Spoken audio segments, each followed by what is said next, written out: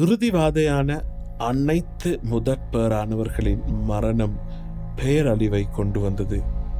பார்வோனின் சொந்த மகன் முதல் தாழ்த்தப்பட்ட வேலைக்காரனின் தலை பிள்ளை வரை எகிப்தில் உள்ள ஒவ்வொரு தலை பிள்ளையையும் அழிப்பேன் என்று தேவன் மோசேயை எச்சரித்தார்.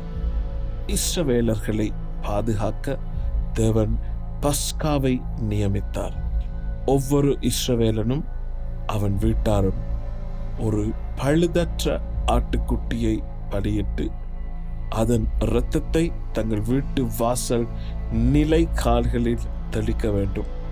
இந்த அடையாளம் கர்த்தர் அவர்களின் முதற்பேறானவைகளை கொல்லாமல் இஸ்ரவேலரின் வீடுகளை கடந்து செல்வார். நீங்கள் இருக்கும் வீடுகளில் அந்த இரத்தம் உங்களுக்கான அடையாளமாய் இருக்கும். நான் கண்டு உங்களை கடந்து போவேன்.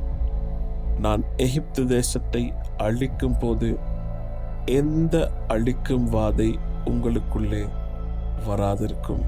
இறுதியாக முதற்பேறானவர்களின் மரணம் பார்வோனின் எதிர்ப்பை உடைத்தறிந்தது.